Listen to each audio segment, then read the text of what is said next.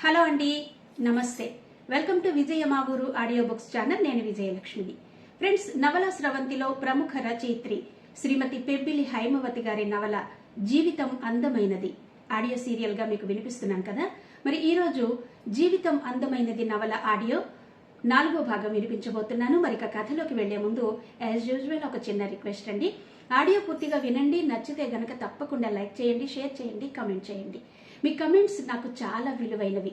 ఎందుకంటే మీరు కమెంట్స్ లో నేను ఎలాంటి నవలలు ఎంచుకుంటున్నాను, మీకు ఎలాంటి నవలలు ఇష్టపడుతున్నారు, అలాగే ఆడియో ఏ విధంగా ఉంటుంది, ఇవన్నీ కూడా మీరు కమెంట్స్ లో నాకు తెలియజేస్తారు. కాబట్టి మీ కమెంట్స్ నాకు చాలా విలువైనవి. కాబట్టి తప్పకుండా మీ కమెంట్స్ నాకు తెలియజేయండి. అలాగే కథలోకి వెళ్లే ముందు యాజ్ యూజువల్ ఒక చిన్న లైక్ అయితే చేసేయండి. లైక్ చేయగానే హై బటన్స్ కూడా పాయింట్ కూడా వస్తాయి, హై పాయింట్స్ కూడా ఇవ్వండి. అలాగే మరి ఇప్పుడు కథలోకి వెళ్ళిపోదాం, పదండి. రాజశేఖర్ ఆఫీస్కు వెళ్లినా స్థిమితంగా పనిచేయలేకపోయాడు. పదే పదే చెంప మీద చెయ్యి చేర్చి తన వంక అపనమ్మకంగా చూస్తున్న దివ్య చూపులు అతడిని వెన్నంటి మనసుకు స్థిమితం లేకుండా చేశాయి. ఎలాగో ఆ రోజు అన్యమనస్కంగా ఆఫీసులో గడిపేసి ఇంటికొచ్చాడు. ఇంటికొచ్చాక కూడా కూతురితో మాట్లాడేందుకు ధైర్యం చాలేదతడికి. ఏం మాట్లాడితే దివ్య నుండి ఎలాంటి జవాబు వినవలసి వస్తుందోనన్న భయంతో. దివ్య ఈ పెళ్లి వద్దని ఖరాఖండిగా చెప్పేస్తే చెల్లెలికి బావగారికి ముఖం ఎలా చూపించాలి అని మదనపడసాగాడు. ఇంత వ్యతిరేకించే దివ్య ఎలా దారికి తేవాలో అర్థం కాలేదతడికి. అలా అని కూతురు మెడలు వంచి బలవంతంగా పెళ్లి చేయడం కూడా ఇష్టం లేదతడికి. ఆ రాత్రి ముభావంగానే అందరి భోజనాలు ముగిశాయి. తండ్రి కూతుళ్ళిద్దరూ ఒకరి వంక ఒకరు చూసుకోలేకపోయారు. కూతురికి తండ్రి పట్ల భయమైతే తండ్రి కూతురుతో మాట్లాడేందుకు జంకుగా ఉంది. ఉదయం జరిగిన సంఘటన వల్ల తండ్రితో మాట్లాడకుండా క్షణమైనా ఉండలేని దివ్య దిగులుగా దీనంగా అతడి వంక చూస్తూ ఉండిపోయింది. పడుకునే ముందు భార్యను అడిగాడు రాజశేఖర్. ఏమంటోంది నీ ముద్దుల కూతురు అని. నాకే గాని మీకు కదా ముద్దుల కూతురు? రాహుల్ పేరెత్తితేనే మండిపడుతోందది. ఆ మాటే అత్తయ్య గారితో అంటే ఇందులో దివ్య తప్పేమీ లేదు, అంతా ఆ రాహుల్ గాడి నిర్వాకమే. వాడు చేసే కోతి చేష్టల్ని మనందరం వినోదంగా చూసామే గాని వాడిని ఏనాడు మందలించలేదు. అందువలన పిల్ల మనసు గాయపడుతోందని ఒక్కళ్ళము గమనించలేకపోయాము అన్నారత్తయ్య అంది జయంతి. నిజమే, అమ్మ ఏం చెప్పినా కరెక్ట్ గానే చెప్తుంది, పక్షపాత వైఖరి లేకుండా. అది సరే, ఉదయం నేను కొట్టానని దానికి నా మీద బాగా కోపం వచ్చింది కదూ అన్నాడు రాజశేఖర్. కూతురి కోసం ఆరాటపడుతున్న అతడు జయంతి కంటికి ఒక పసివాడిలాగా కనిపించాడు. కాని పెళ్లిడికొచ్చిన కూతురున్న తండ్రిలాగా కనబడలేదు. మురిపెంగా భక్త ముంగురులు సవరిస్తూ, దానికి మీ మీద కోపం ఏం లేదులేండి, కాకపోతే కొట్టినందుకు చాలా బాధపడింది. దీనికంతటికీ కారణం ఆ రాహుల్ గాడే కనుక వాడిని బాగా తిట్టి దాని కసి తీర్చుకుంది అంటూ నవ్వేసింది. ఏమో జయ, దీని వైఖరి చూస్తూ ఉంటే ఈ పెళ్లి జరగదేమో అనిపిస్తోంది. ఇది విని మన వాళ్లంతా ఏమనుకుంటారో, ముఖ్యంగా అమ్మా నాన్న చాలా హర్ట్ అవుతారని భయంగా ఉంది అన్నాడు రాజశేఖర్. వాళ్ళేమనుకున్నా మనమేం చేయలేం కదా, బిడ్డకు ఇష్టం లేకుండా. అయినా ముందు నుండే మనం ఎందుకు ఇలా నెగిటివ్గా ఆలోచించాలి? ఎలా జరిగినా రాసిపెట్టి ఉంటే అలాగే జరుగుతుంది అంది జయంతి భారమంతా విధి మీదకు నెట్టేస్తూ. అంతేనంటావా అన్నాడు రాజశేఖర్ అసహాయంగా చూస్తూ. అంతే మరి, పొద్దుపోయింది, పడుకోండిక అంటూ నిద్రకు ఉపక్రమించింది జయంతి. అయితే నిద్ర రాక పక్క మీద అటూ ఇటూ కదులుతున్న భర్తను చూస్తే జాలేసింది జయంతికి. దివ్యతో మాట్లాడకపోతే అతడికి రాత్రికి నిద్రపోలేడేమో అనిపించింది ఆమెకు. ఎందుకలా మదన పడతారు? పోనీ ఒకసారి దివ్యతో మాట్లాడరాదా? పాపం, అది కూడా అక్కడ బాధపడుతూ నిద్ర రాక మీలాగే ఉండుంటుంది అంది. భార్య అలా అనేసరికి ఏదో తెరిపిగా అనిపించింది రాజశేఖర్కి. సరే పిలుచుకురా అంటూ లేచి కూర్చున్నాడు ఉత్సాహంగా. జయంతి లేచి వెళ్ళింది దివ్య దగ్గరికి. ఆ గదిలో ఇంకా లైట్ వెలుగుతూనే ఉంది. దివ్య చేతిలో పుస్తకం ఉన్న చూపులెక్కడో శూన్యంలో చిక్కుకున్నట్టుగా ఉన్నాయి. దివ్య, నిద్రపోలేదా ఇంకా? నాన్నగారు రమ్మంటున్నారు అంది. తండ్రి పిలిచాడన్న మాట వినగానే అప్పటిదాకా స్తబ్దుగా ఉన్న దివ్య మనసు ఆనంద తరంగితమైంది. ఉదయం నుండి పడిన బాధంతా దూది పింజలా ఎగిరిపోయింది. పరుగులాంటి నడకతో తండ్రి దగ్గరకొచ్చింది. రాజశేఖర్ 2 చేతులు చాచడంతో దివ్య వచ్చి సందిట్లో వాలిపోయింది. చల్లగాలి తగిలిన మేఘంలా వర్షించాయి ఆమె కళ్ళు. ఏంట్రా ఇలా అయిపోయావు అంటూ వడలిపోయిన కూతురి ముఖం వంక ప్రేమగా చూస్తూ చెంపలు నిమిరాడు రాజశేఖర్. ఎప్పుడూ లేంది నన్నివాళ కొట్టావు కదా, మరి నాకెలా ఉంటుంది అంది దివ్య. పొరపాటేనమ్మా నేను చేసింది. కానీ రాహుల్ని అలా తోలనాడితే తట్టుకోలేకపోయానమ్మా. అత్త మామయ్య ఎంత మంచివాళ్ళు. రాహుల్ నువ్వంటే ప్రాణం పెడతాడు. అలాంటి సంబంధం కాగడ వేసి వెతికినా మనకెక్కడా దొరకదు. పైగా అత్తయ్య చేతిలో నిన్ను పెడితే నాకెంతో నిశ్చింతగా ఉంటుందమ్మా అన్నాడు రాజశేఖర్ నచ్చ చెప్తున్నట్టుగా.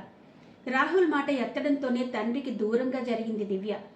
వాడి గూర్చి చెప్పడానికేనా నాన్న నన్నిక్కడికి పిలిచింది అంది దెబ్బతిన్నట్టుగా చూస్తూ దివ్య.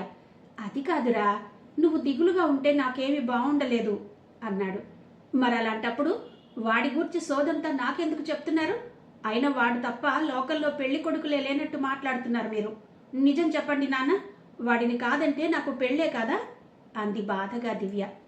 ఎందుకు కాదమ్మా, కానీ ఆ వచ్చేవాడు రాహుల్ అంత గొప్పవాడు కాలేడు కదా అన్నాడు రాజశేఖర్. ఏంటి నాన్న ఆ రాహుల్ గాడి గొప్ప, నా తక్కువను?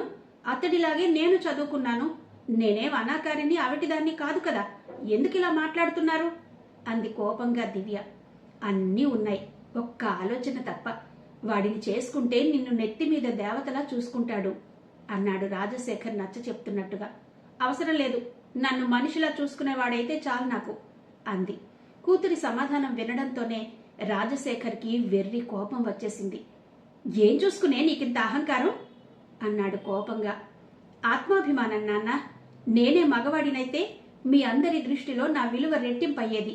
నేను ఆడపిల్లను కావడంతో అన్ని అర్హతలున్నా కూడా నన్నిలా తక్కువ చేసి మాట్లాడుతున్నారు. ఒకరు చూస్తే గాని బ్రతకలేనంత హీనస్థితిలో ఉన్నానా నేను? ఎందుకింత నన్ను కించపరిచి మాట్లాడుతున్నారు? రాహుల్ గురించి మాట్లాడేందుకే నన్ను పిలిచినట్టయితే ఐఎమ్ సారీ నాన్న. మీ మాట కాదంటున్నందుకు నన్ను మన్నించండి. ఈ విషయంలో నా అభిప్రాయానికి ఎటువంటి మార్పు ఉండదు అంటూ అక్కడి నుంచి విసురుగా వెళ్లిపోయింది దివ్య. తండ్రి పిలిచాడని ఎంతో ఆశతో అక్కడికొచ్చిన దివ్యకు తట్టుకోలేనంత దుఃఖం వచ్చింది ఆ మాటలు విన్నాక. ఎందుకు వీళ్ళు నన్ను అర్థం చేసుకోవడం లేదు? నా మనసు విప్పి చెప్పినా ఎందుకింత ఒత్తిడి చేస్తున్నారు అనుకుంది బాధగా. కూతురు అలా కోపంగా వెళ్లిపోవడంతో రాజశేఖర్ మనసు మరింత కలతబారిపోయింది. పిలిచి మరింత బాధ పెట్టానే బిడ్డను అని వాపోయాడు. ఏంటి జయ ఇలా జరిగింది అన్నాడు దిగులుగా. ఈ సమయంలో రాహుల్ మాట ఎత్తకుండా ఉండాల్సిందండి అంది జయంతి. అది కాదు జయ, మనం హైదరాబాద్ వెళ్ళాలి కదా, దానితో మాట్లాడి టికెట్స్ బుక్ చేద్దాం అనుకుంటున్నాను అన్నాడు. ఏవైనా మీరు తొందరపడ్డారు. పోనీ ఒక పని చేయండి, మన సిద్ధుని ఒకసారి ఇక్కడికొచ్చి దివ్యతో మాట్లాడమంటే ఎలా ఉంటుంది అంది ఉత్సాహంగా జయంతి. వాడి మాట మాత్రం వింటుందంటావా దివ్య అన్నాడు రాజశేఖర్ సందేహంగా. వాడి మాట వినడం కాదు మనకు కావలసింది, అసలు అది ఏమనుకుంటోందో తెలుసుకోవాలి ముందు. అందుకు సిద్ధునే సరైన వాడు అంది జయంతి. సరే అయితే వాడిని ఇక్కడికి రమ్మని రేపే ఫోన్ చేస్తాను అన్నాడు రాజశేఖర్. మర్నాడు ఆఫీసులో బిజీ తగ్గాక కొడుక్కి ఫోన్ చేశాడు రాజశేఖర్. ఏంటి నాన్న ఆఫీస్ అవర్స్ లో ఫోన్ చేశారు? అంతా బాగున్నారు కదా అన్నాడు సిద్ధార్థ ఆందోళనగా. అంతా బాగానే ఉన్నానులేరా, ఇంట్లో అయితే మన మాటలు ఎవరైనా వింటారని ఇక్కడి నుండి ఫోన్ చేస్తున్నాను అన్నాడు రాజశేఖర్ గొంతు తగ్గించి. సాధారణంగా రాజశేఖర్ ఆఫీస్ నుండి ఎవరికీ ఫోన్ చెయ్యడు, ఎంతో అత్యవసరమైతే తప్ప. ఆఫీస్ ఫోన్ పర్సనల్ పనులకు వాడుకోవడం అతనికి సుతరాము ఇష్టం ఉండదు. అందుకే ఇంటి దగ్గర ఉన్న ల్యాండ్ లైన్ నుండే అందరికీ ఫోన్ చేస్తుంటాడు. ఇలాంటి అవసరాలకి పనిచేస్తుందని జయంతి సెల్ ఫోన్ కొనుక్కోమని చాలాసార్లు చెప్పింది అతడికి. ఎందుకనో అతడికి మొబైల్ మెయింటైన్ చేయడం ఇష్టం ఉండదు. అందరూ పాతకాలం వాడివి నువ్వని గేలి చేస్తే నవ్వేస్తాడే గాని తన పద్ధతి మార్చుకోడు. తండ్రి అలా ఎవరైనా వింటారని బెరుగ్గా మాట్లాడడం చూసి సిద్ధార్థ ఆశ్చర్యపోయాడు. వింటే ఏమవుతుంది? అయినా మనలో మనకు రహస్యాలేంటి నాన్న ఎప్పుడూ లేంది అన్నాడు ఆశ్చర్యంగా. రహస్యం అంటే రహస్యం కాదనుకో, కానీ నాకే కొంచెం ఎంబ్రాసింగ్గా ఉంది. మన రాహుల్ ఇండియా వస్తున్నాడని నిన్న అత్త ఫోన్ చేసింది. అవును, రాహుల్ నాకు మెయిల్ ఇచ్చాడు అన్నాడు సిద్ధార్థ తండ్రి మాటలకు అడ్డొస్తూ. సరే, వాడిని రిసీవ్ చేసుకునేందుకు మనందరం హైదరాబాద్ వెళ్ళడానికి టికెట్స్ బుక్ చేద్దాం అనుకున్నాను. ఇంతలో దివ్య నేను రాను, వాడంటే నాకు నచ్చదు అంటూ ఏంటేంటో మాట్లాడింది. అది విని కోపం పట్టలేక ఎప్పుడూ లేనిది నిన్న దివ్యను కొట్టేశాను. ఇప్పుడు దాంతో మాట్లాడాలంటే కొంచెం జంకుగా ఉంది. కనుక నువ్వే దాని మనసులో ఏముందో తెలుసుకోవాలిరా. అందుకని 2 రోజులు సెలవు పెట్టి ఇక్కడికి రమ్మని చెప్దామని ఫోన్ చేశాను అన్నాడు రాజశేఖర్. ఏంటి నాన్న ఇది? నాకేం అర్థం కావడం లేదు. చెల్లాయి పెంకిగా మాట్లాడడం ఏంటి, దాన్ని మీరు కొట్టడమేంటి అన్నాడు సిద్ధార్థ. అందుకే కదా నిన్ను రమ్మంటున్నది. అమ్మ కూడా నువ్వొచ్చి మాట్లాడితేనే బాగుంటుంది అంది. అత్తేమో ఈసారి ఎలాగైనా వాళ్ళిద్దరికీ పెళ్లి చేసేద్దాం అంటోంది.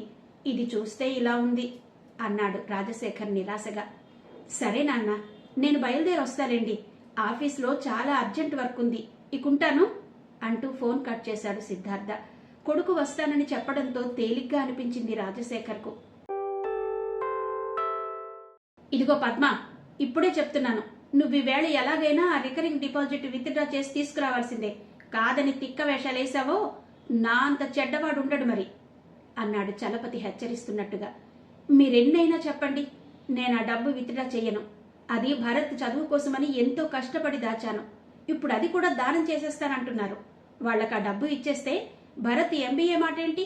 వాడు ఎంసెట్లో మంచి ర్యాంక్ తెచ్చుకున్నా డబ్బు లేదని ఇంజనీరింగ్ చదవకుండా డిగ్రీలో జాయిన్ చేశారు. అదయ్యాక తప్పకుండా ఎంబీఏ చదివిస్తానని మాటిచ్చారు. తీరా ఇప్పుడు సమయం వచ్చేసరికి వాడి చదువును గాలి కొదిలేసి మీ చెల్లెలి కొడుక్కి డొనేషన్ కట్టడానికి ఇస్తానంటున్నారు. ఎవరి పిల్లల బాధ్యత వారిది కాదా? అసలు ఇది ఏ రకంగా న్యాయమో కొంచెం అయినా ఆలోచించారా? వాళ్ళు కొడుకుని డొనేషన్ కట్టి చదివించాలనే ఉద్దేశం ఉన్నప్పుడు డబ్బు కోసం ముందే ప్లాన్ చేసుకోవాలి. పోనీ వాళ్ళు మన మీద పడినా మనకైనా జ్ఞానం ఉండాలి కదా. మనం పస్తులుండి వాళ్లకు పరమాన్నం పెడదామంటే ఎలాగండి? ఏది ఏమైనా ఇది మన భరత్ జీవిత సమస్య. వాడిని కాదని నేనెవ్వరికీ ఏదీ ధారపోయలేను. కన్నందుకు రేపు వాడు మనకి పడి ఏడుస్తాడు మీరు చెప్పినట్టు చేస్తే అంది పద్మ ఆవేశంగా. సాధారణంగా చలపతి మాటనెప్పుడూ కాదనదు పద్మ. కానీ ఈరోజు అందుకు వ్యతిరేకంగా మాట్లాడేసరికి చలపతి నివ్వెరపోయాడు. తన మాట కాదన్నందుకు భార్య మీద చెప్పలేనంత కోపం వచ్చింది అతనికి. ఏయ్ పద్మ, చెప్తుంటే నీకు కాదు? నేను అవతల వాళ్ళకి మాటిచ్చాను. నిలబెట్టుకోలేకపోతే మా బావగారి దగ్గర నా పరువు పోతుంది.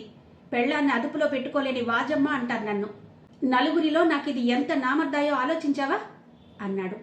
అంటే అననివ్వండి, మనిద్దరం ఉద్యోగాలు చేస్తూ పిల్లలకు సరైన చదువు చెప్పించలేదంటే అప్పుడు మాత్రం ఈ నలుగురు నవ్వరా? పనికి మాలిన భేషజాల కంటే నాకు భరత్ చదువే ముఖ్యం. అంతగా పరువు నిలబెట్టుకోవాలంటే మీ తంటాలేవో మీరు పడండి. ప్రతిదానికి మన మీద వాలిపోయే అలవాటును మీ చెల్లెలికి చేసింది మీరే కనుక దానికి పరిష్కారం కూడా మీరే చూడండి. మనకి పెళ్ళయి దాదాపు 25 ఏళ్లయింది. ఇద్దరం ఉద్యోగాలు చేస్తూనే ఉన్నా స్వంత ఇల్లు అమర్చుకోలేకపోయాం. మీ చెల్లెళ్ళు తమ్ముడు మన ముందే భవంతులు కట్టారు. పైగా మనకి ప్లానింగ్ లేదని, ముందు చూపు లేదని దెప్పు పొడుస్తున్నారు. మనం ఇలా ఉండడానికి కారణం వారే అయినా మనని చేతకాని వాళ్ళ కింద చేసి మాట్లాడుతున్నారు. అయినా నేను బాధపడలేదు. ఇంకా నా వల్ల కాదు ఓర్చుకునేందుకు. ఓర్పుకి కూడా ఓ హద్దంటూ ఉంటుంది. భరత్ చదువుకి తప్ప మరి దేనికి ఆ అమౌంట్ వాడను అంది పద్మ ఖండితంగా. అంతేనా? సరే, మీ తల్లి పిల్లలు ఏకమే నన్ను ఏకాకిని చేస్తున్నారు కదూ. దీని పర్యవసానం చాలా తీవ్రంగా ఉంటుందని గుర్తుంచుకో అంటూ మరో మాటకు అవకాశం ఇవ్వకుండా బయటకు వెళ్లిపోయాడు చలపతి. భర్త అలా బెదిరించి వెళ్లిపోవడంతో కంగారు పడిపోయింది పద్మ. ఏం చెయ్యాలో తోచక అలా కూర్చుండిపోయింది చాలాసేపు. ఆఫీసుకు వెళ్ళాలి అనే విషయమే గుర్తుకు రాలేదు పద్మకి. ఎందుకొచ్చిన గోల, ఈ డబ్బు తెచ్చి అతడికి ఇచ్చేస్తే పీడ పోతుంది అనుకుంది. అంతలోనే కొడుకు ముఖం దీనంగా కళ్ల ముందు కదలాడడంతో దిక్కుతోచని దానిలా ముఖం చేతుల్లో ఉంచుకుని కుమిలి కుమిలి ఏడవసాగింది. నాకేంటి పరీక్ష అనుకుంటూ. కంప్యూటర్ క్లాస్ నుండి వచ్చిన భరత్ తల్లి అలా ఉండడం చూసి, ఎందుకమ్మా ఏడుస్తున్నావు అని అడిగాడు ఆరాటంగా. కొడుకుని చూడడంతోనే గాబరాగా కళ్ళొత్తుకుని, అబ్బే ఏం లేదురా అంది పద్మ. తల్లి కాదని దబాయించినా అప్పటిదాకా ఏడ్చినట్టు ఆమె ముఖమే చెబుతోంది. ఏం జరిగిందమ్మా అని అడిగాడు లాలనగా. కొడుకు అలా అడిగేసరికి దుఃఖం ఆగింది కాదు పద్మకి. ముఖానికి కొంగు అడ్డం పెట్టుకుని ఏడవసాగింది. కాలేజీకి వెళ్లడానికి తయారవుతున్న చెల్లెల్ని పిలిచాడు భరత్. నవ్య దగ్గరకు రావడంతోనే, ఏం జరిగిందమ్మా, అమ్మ ఎందుకు ఏడుస్తోంది అని అడిగాడు. భయపడుతూనే జరిగిందంతా చెప్పింది నవ్య. అదంతా విన్నాక తల్లి మీద జాలితో పాటు తన భవిష్యత్తు ఏమవుతుందోననే ఆందోళన అతడిని ఉక్కిరి బిక్కిరి చేసింది. అమ్మా, అయితే ఏం నిర్ణయం తీసుకున్నావు? ఆ డబ్బు తెచ్చి వాళ్ళకి ఇచ్చేస్తారా అన్నాడు బాధగా. మరిచ్చేయాలి కదన్నయ్యా, ఇవ్వకపోతే నాన్నగారు మనతో సరిగ్గా ఉండరు కదా. మనం ముగ్గురం కలిసి ఒక పార్టీ అయిపోయామట అంది దివ్య దిగులుగా. పరిస్థితి ఇలాగే కొనసాగితే రేపు ఇంటర్ అయ్యాక నా చదువు మాట ఏంటో అనుకుంది భయంగా. చెల్లెలి వైపు తీవ్రంగా చూస్తూ, నువ్వు మాట్లాడుకున్నావ్యా అంటూ తల్లివైపు తిరిగి, నువ్వు చెప్పమ్మా, ఏం చేద్దామనుకుంటున్నావు అని అడిగాడు భరత్ ఆదుర్దాగా. నేనెటూ తేల్చుకోలేకపోతున్నాను భరత్. నాన్నగారు అలా హెచ్చరించి వెళ్ళాక నాకేం చెయ్యాలో పాలుపోవడం లేదు అంది పద్మ నిస్సహాయంగా చూస్తూ. అమ్మా, నేనిలా అని నిన్ను ఒత్తిడి చేస్తున్నాననుకోకు. నేను ఎంబీఏ చదవకపోతే నాకు ఫ్యూచర్ ఉండదమ్మా. ఉత్త డిగ్రీతో ఈ కాలంలో ఉద్యోగాలు ఎక్కడ దొరుకుతున్నాయి? నా ఫ్రెండ్స్ అంతా కూడా ఇదే మాట అంటున్నారు. ఈ సంవత్సరం నన్ను ఎంబీఏలో చేర్చకపోతే నేనింక ఈ ఇంట్లో ఉండలేనమ్మా. ఒకవేళ ఉన్నా మీకు నాకు మనశ్శాంతి ఉండదు. నన్ను మీరు చదివించలేదనే భావం అనుక్షణం నన్ను తొలిచేస్తుంది. అది తట్టుకోలేక నేనేదైనా అన్నా చేసినా మీకు నాకు బాధే కదా అన్నాడు భరత్. కొడుకు ఆ మాట అనేసరికి మరింత బాధ కలిగింది పద్మకు. వద్దు నాన్న, అలా అనకు. నేనే ఏదో మార్గం చూస్తానులే. ఎట్టి పరిస్థితుల్లోనూ నీ చదువుకు ఎలాంటి ఆటంకం రానియను అంది పద్మ స్థిరంగా. నవ్యకి భరత్కి అన్నాలు పెట్టేసి ఇద్దరికీ మధ్యాహ్నానికి టిఫిన్ బాక్సులు సర్దిచ్చింది. ఇద్దరూ భోజనాలు చేసి కాలేజీకి వెళ్లిపోయారు. తిరిగి ఆలోచనలు కమ్ముకున్నాయి పద్మకు. ఏం మనిషి చలపతి! తన బిడ్డల బాగోగులు పక్కన పెట్టి చెల్లెలి పిల్లలకు దోచి పెడతానంటున్నాడు. వాళ్ళు వాళ్ళ పిల్లలకు మానుకుని ఏదైనా ఎవరికైనా ఇచ్చేస్తున్నారా? వాళ్ళని చూసైనా నేర్చుకోవచ్చు కదా ఈయన. ఇలా పరిపరి విధాల ఆలోచించింది పద్మ.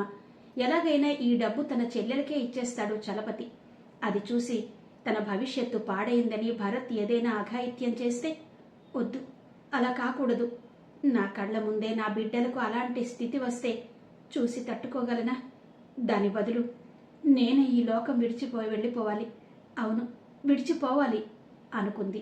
నా మరణానికి ఎవరూ బాధ్యులు కారంటూ నోట్ రాసి పెట్టింది. చనిపోయే ముందు ఒకసారి తన స్నేహితురాలు జయంతిని కలుసుకోవాలని, తనతో మాట్లాడాలని అనిపించింది. వెంటనే ఫోన్ చేసింది జయంతికి. గాఢ నిద్రలో ఉన్న జయంతి ఫోన్ మోగడంతో ఉలిక్కిపడి లేచింది. అబ్బబ్బా, ఈ ఫోన్తో చస్తున్నాను. వేళపాళ లేకుండా ఈ వేళప్పుడు ఫోన్ చేస్తారెందుకో అని విసురుగా ఫోన్ లిఫ్ట్ చేసి హలో అంది. జయ, నేను పద్మని మాట్లాడుతున్నాను. నాకిక బతకాలని లేదే జయ. చనిపోయే ముందు ఆఖరిసారి నీతో మాట్లాడాలనిపించి ఫోన్ చేశాను అంటూ ఏడవసాగింది పద్మ ఫోన్లోనే. స్నేహితురాలి మాట వినడంతోనే నిద్రమత్తంతా వదిలిపోయింది జయంతికి. శరీరమంతా ముచ్చెమటలు పోశాయి. ఏయ్ పద్మ, ఏంటి నువ్వంటున్నది? మతుండే మాట్లాడుతున్నావా అంది జయంతి ఆందోళనగా. పోయినా బావుండేదే జయ. ఈ బాధలేవీ తెలిసేవి కాదు. కానీ నాకంత అదృష్టం కూడానా? అందుకే ఈ నిర్ణయం తీసుకున్నాను అంది పద్మ ఇంకా వెక్కుతూనే. ఏయ్ పిచ్చి మొద్దు, పిచ్చి పిచ్చిగా మాట్లాడకు. నేనొస్తున్నాను ఇప్పుడే. ఈలోగా నువ్వేదైనా అఘాయిత్యం చేస్తే నా మీద ఒట్టే అంటూ ఫోన్ పెట్టేసింది జయంతి. కోడలు ఎవరితోనో ఆదుర్దగా మాట్లాడడం విన్న మహాలక్ష్మి, ఏంటమ్మా, ఏమైంది? ఎందుకలా గాబరా పడుతున్నావు అని అడిగింది. నా ఫ్రెండ్ పద్మ ఫోన్ చేసింది అత్తయ్య. వచ్చాక వివరంగా చెప్తాను అంటూ పర్స్ తీసుకుని చెప్పులు వేసుకుని వీధిలోకి నడిచింది జయంతి. ఫోన్ రావడంతోనే తల్లి ఆందోళనగా బయలుదేరడం గమనించింది దివ్య. నానమ్మ, అమ్మ ఎక్కడికి వెళ్తోంది అంత కంగారుగా అని అడిగింది.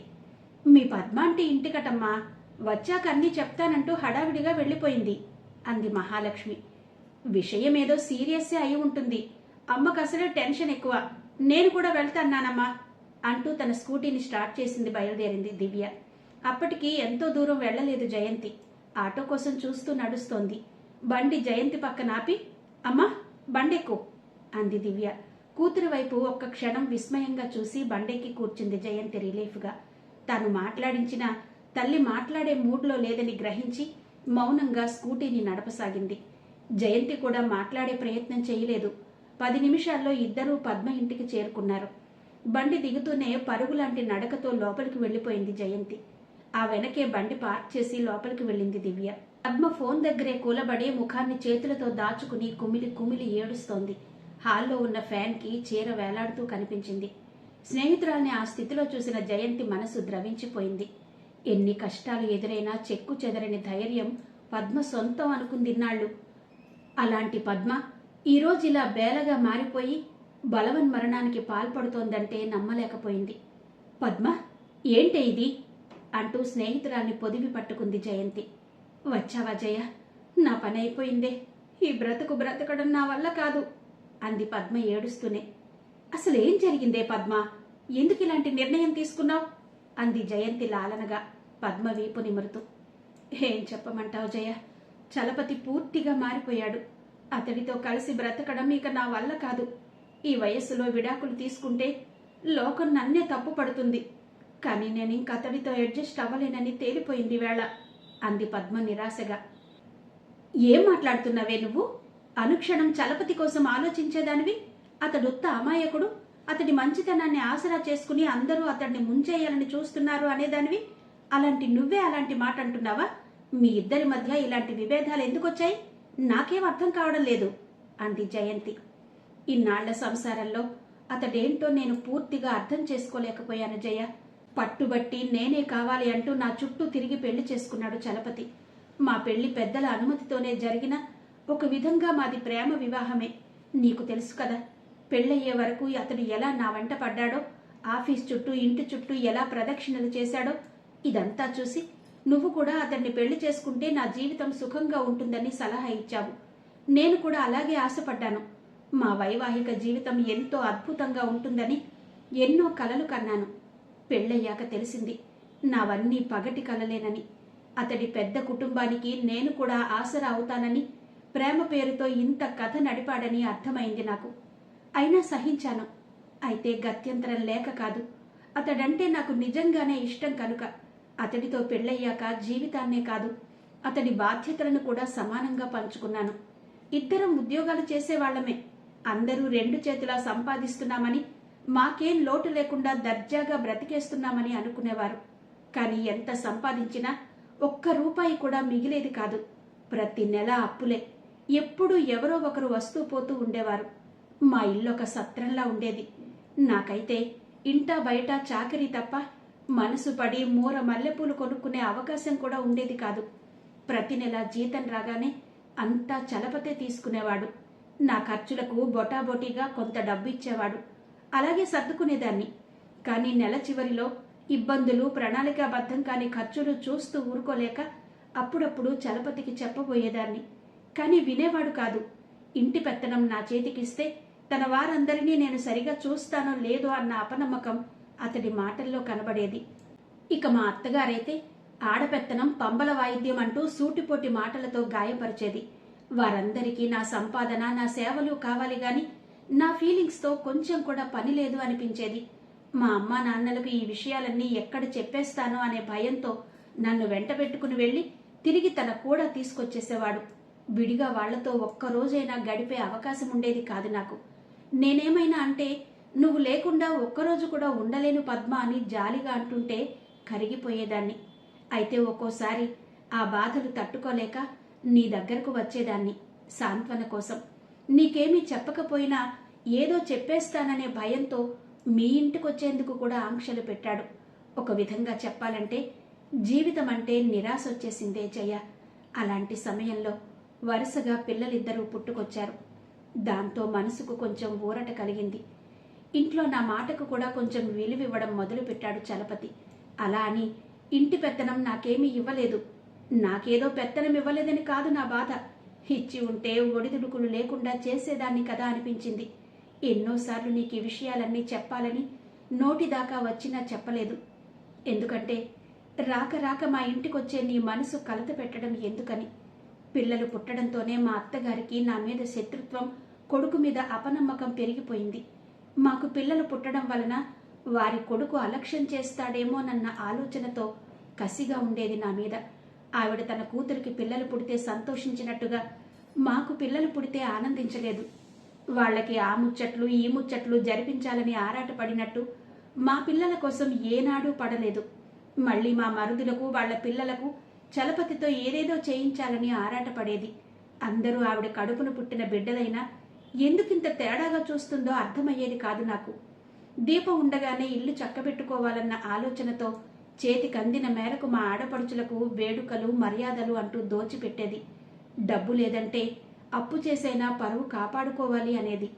ఆ పైన మరుదుల చదువులు, అవసరాలు ఉండనే ఉన్నాయి. మేము నిత్యం ఆర్థిక ఇబ్బందులతో సతమతమయ్యేవాళ్లం.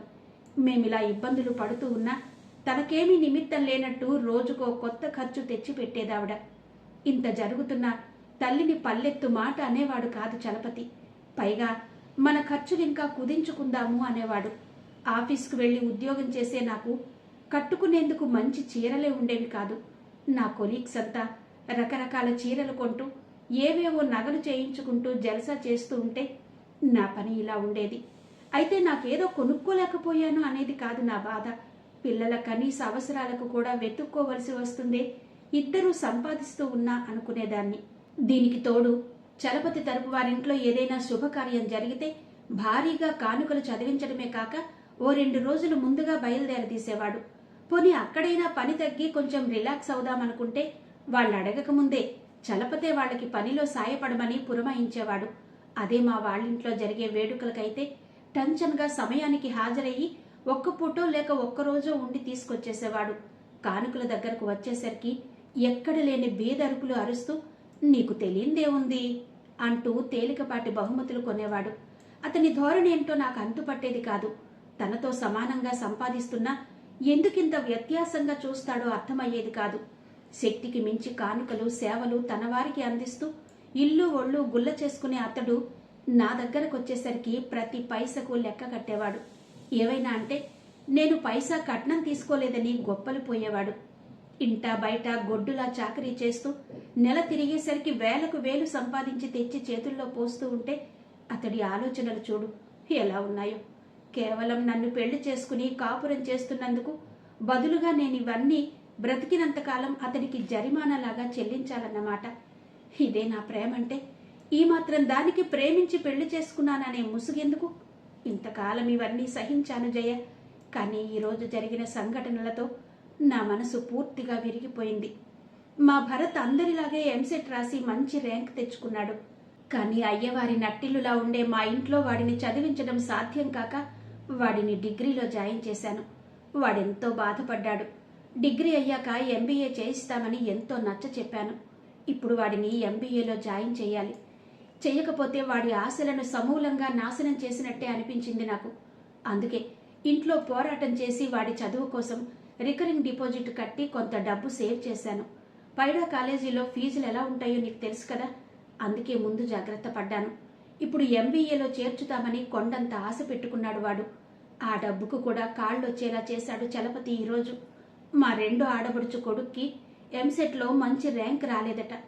డొనేషన్ కట్టి మంచి ప్రైవేట్ కాలేజీలో జాయిన్ చేస్తారట. డబ్బు కొంచెం తక్కువైందట. అందుకని చలపతి సర్దాలట. నువ్వు చెప్పు జయ, ఇంతకాలం అందరికీ అన్నీ చేస్తూ వచ్చాము. ఎవరి బ్రతుకులు వారివయ్యాయి. అందరూ సుఖంగానే ఉన్నారు, మేం తప్ప. అందరూ స్వంత ఇళ్లు కట్టుకున్నారు. మాకు మాత్రం ఏం లేదు. చివరికి పిల్లాడి ఫీజుల కోసం ఉంచిన డబ్బులు కూడా ఇచ్చేయాలా? అవిచ్చేస్తే భరత్ భవిష్యత్ ఏంటి?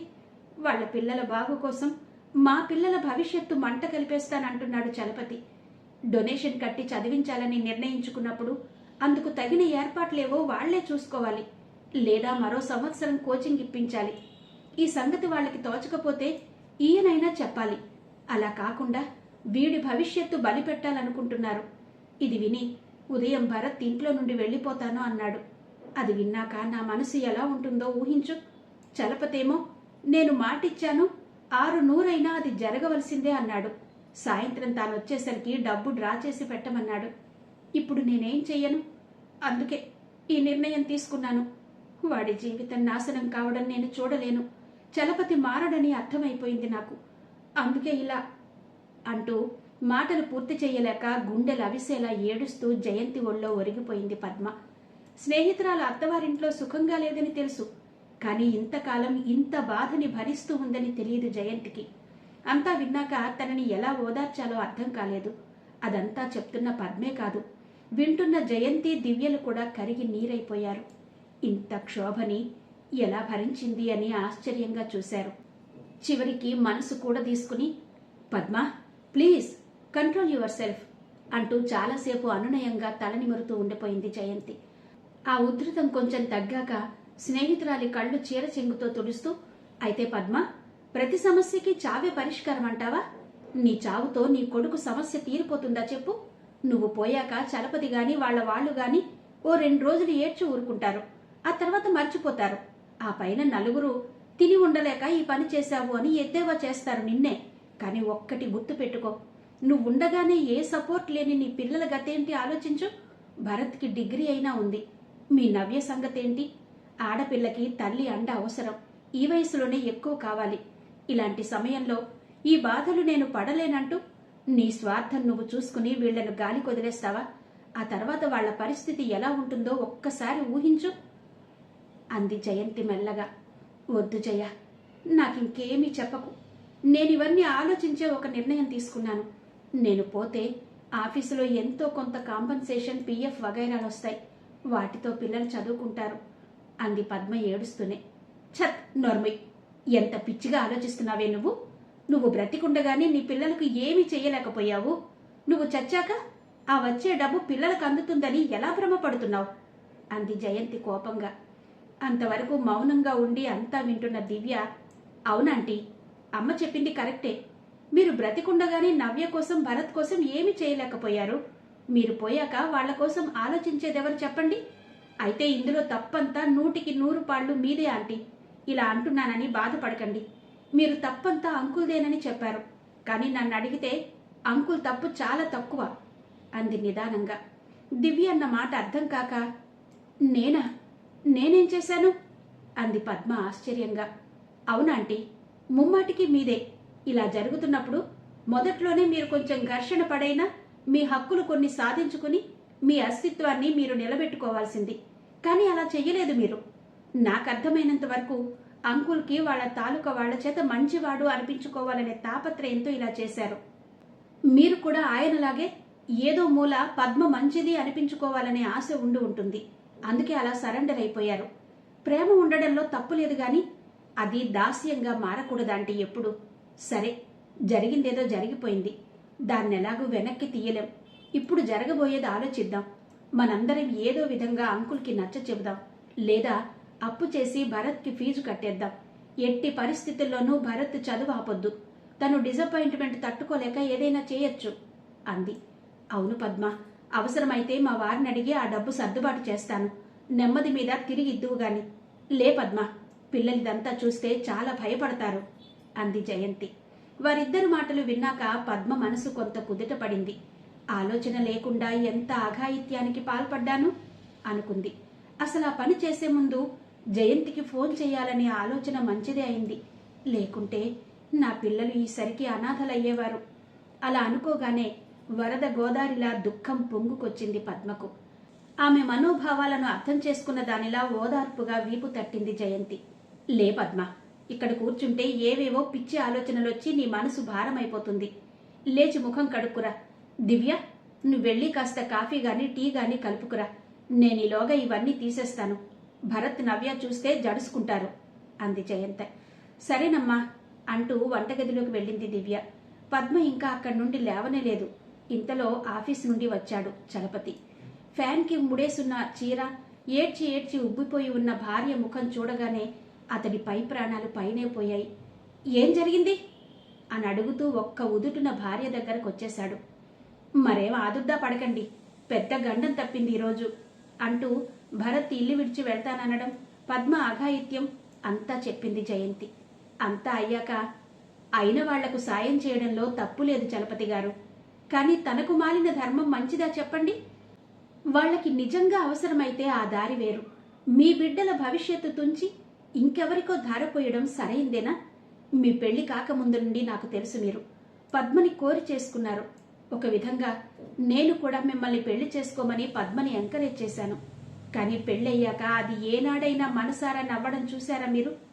పేదరికం మనిషికి ఉండొచ్చు గాని మనసుకు కాదు కదా. అలాంటి మనసుతో దాన్ని అర్థం చేసుకుని చేరదీశారా ఎప్పుడైనా? దాని మనసుకు ఉపశమనం కలిగేలా ఒక్క మాట చెప్పారా? పోనీ మీరు సంతోషంగా ఉన్నారా? నిర్జీవంగా నెట్టుకొచ్చేశారు జీవితాన్ని. అందరి కోసం అన్నీ చేసిన మీరు భార్యా బిడ్డల సుఖ సంతోషాలను విస్మరించారు. మీ బిడ్డలకు మంచి చదువు ఇవ్వలేకపోయారు. చివరికి భరత్ కోసం పద్మ చేసిన చిన్న ప్రయత్నాన్ని కూడా వాళ్లకే ధారపోయాలని చూస్తున్నారు. ఇది న్యాయంగా ఉందా మీకు? మీ చెల్లెలు పిల్లల్లాగే మీ పిల్లలకు కూడా భవిష్యత్తు పట్ల బంగారు కలలుంటాయి. వాటినిలా మొగ్గలోనే తుంచడం సమంజసమేనా? ఎవరి మెప్పుల కోసమో తాపత్రయపడే మీరు బిడ్డల ఆనందానికి కొంచెం కూడా ప్రాధాన్యత ఇవ్వలేరా?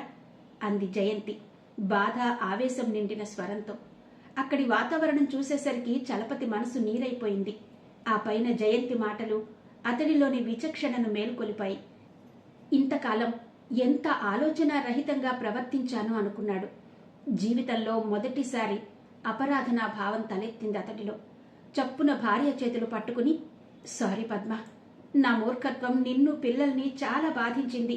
తెలియకుండానే నీ మనసు చాలా కష్టపెట్టాను. అందుకని ఇంత అన్యాయం తలపెడతావా? నువ్వు లేకుండా నేను బ్రతకగలనని అనుకున్నావా అంటూ ఏడ్చేశాడు చిన్నపిల్లాడిలా. ఇప్పుడు అతడిని ఓదార్చే వంతు పద్మదయింది. ఇంతలో కాఫీలు తీసుకుని దివ్య అక్కడికొచ్చింది. అంకుల్, మీరు కూడా ఏంటిది చిన్నపిల్లాడ్లా? లేవండి ముందు ఇక్కడి నుంచి. ఆంటీ, మీరు కూడా అంటూ తల్లివైపు తిరిగి, అమ్మా ముందు ఆ ఫ్యాన్కున్న చీర విప్పేయి, భరత్ నవ్య వచ్చి చూశారంటే బాగుండదు అంటూ అందరికీ కాఫీలిచ్చి తనొక కప్పు తీసుకుంది దివ్య. వెంటనే ఫ్యాన్కు వేలాడుతున్న చీరను విప్పేసింది జయంతి. కాఫీలయ్యాక దివ్య, జయంతి వెళతామని బయలుదేరారు. థ్యాంక్స్ అండి, ఇవాళ మీరు మా జీవితాల్ని నిలబెట్టారు. ఇంకెప్పుడు పద్మ మనసు నొప్పించను. ఆ డబ్బు భరత్ చదువుకే వినియోగిస్తాను అన్నాడు చలపతి అపరాధిలా తల వంచుకుని. అతడి మాట విని సంతోషంగా నవ్వారందరూ. మంచిదండి, మేం కోరుకునేది కూడా మీ మంచినే. మనం బిడ్డలకు ఆస్తిపాస్తులేమి ఇవ్వలేకపోయినా వారి కాళ్ల మీద వాళ్ళు నిలబడేలా చెయ్యాలి కదా. వస్తావండి అంది జయంతి. వస్తానంకుల్, బై ఆంటీ అంటూ బండి స్టార్ట్ చేసింది దివ్య. దారిలో దివ్య అంది, ఏం మనుషులమ్మా, ఎవరి స్వార్థం వారిదైపోయింది. పాపం ఆంటీ ఎలా అయిపోయారో. మళ్ళీ ప్రేమించి పెళ్లి చేసుకున్నారట అంకుల్. రాను రాను ఇవన్నీ చూస్తూ ఉంటే పెళ్ళంటేనే భయం పుడుతూ ఉంది. భర్త అంటే ఒక పెత్తందారు, భార్య అంటే ఒక సబార్డినేట్ల ఏంటమ్మా ఇది? అంత చదువుకుని ఉద్యోగం చేసే ఆంటీ అలా ఉంటే ఇక మామూలు ఆడవాళ్ల మాట ఏంటి అంది బాధగా. చాలేవే, ప్రతిదానికి నెగిటివ్ థింకింగే నీది. లోకంలో అందరూ మీ ఆంటీ అంకుల్ మాదిరిగానే ఉండరు. పెళ్ళంటే అదేదో భూతల్లా భయపడేందుకు. నువ్విందాక అన్నావు కదా, ఇందులో తప్పంతా అంకుల్దే కాదు ఆంటీది కూడా ఉందని. అది మాత్రం నిజం. వాళ్ళిద్దరి మధ్య కమ్యూనికేషన్ గ్యాప్ చాలా ఉంది. అదే ఇంత అనర్థము తెచ్చింది. ఆంటీ తన భావాలను సరైన రీతిలో కన్వే చేయలేకపోయింది. పోనీలే, ఇప్పటికైనా వాళ్ళ మధ్య ఉన్న ఆ గ్యాప్ తొలగిపోయింది. ఇక మీదట మా పద్మకి అంతా ఆనందమే అంది జయంతి. అయితే మంచిదేగా. పాపం ఆ భరత్ని, నవ్యని చూస్తే జాలేసేది నాకు. ఏ ఫంక్షన్లో చూసినా వేసుకునేందుకు మంచి బట్టలైనా లేకుండా ఉసూరుమని ఉండేవారు. ఇవాళ్టితో వాళ్ల కష్టాలు తీరిపోయాయి. ఇక ముందు అంకుల్ వాళ్ళ మీద శ్రద్ధ పెడతారు అంది ఆనందంగా దివ్య. ఇద్దరు ఇంటికి చేరుకునేసరికి చీకటి పడిపోయింది. మహాలక్ష్మి ఆదుర్దాగా అటూ ఇటూ తిరుగుతూ మాటిమాటికి గేటు వైపు చూస్తోంది. పద్మ కోడలికి ఫ్రెండే అయినా తనతో ఆమెకి ఎటువంటి అనుబంధము లేకపోయినా సాటి మనిషి కష్టంలో ఉంటే ఏమాత్రం భరించలేని మనసు ఆమెది. వాళ్ళని చూడగానే, వచ్చారా, ఏమైంది పద్మకు అంది ఆందోళనగా. ఏం లేదత్తయ్యా, తను బాగానే ఉంది అంటూ జరిగిందంతా చెప్పింది జయంతి. మధ్య మధ్యలో దివ్య అందిస్తూ ఉండగా, పోన్లేమ్మా, బిడ్డకు గండం తప్పింది. ఏమైనా ఆ పిల్లల అదృష్టవంతులు అంది మహాలక్ష్మి. విన్నారు కదండి, జీవితం అందమైనది శ్రీమతి పెబ్బిలి హైమవతి గారి నవల 4వ భాగం విన్నారు కదా. మిగిలిన కథ తర్వాతి భాగాల్లో వినిపిస్తాను. అంతవరకు సెలవు. నమస్తే.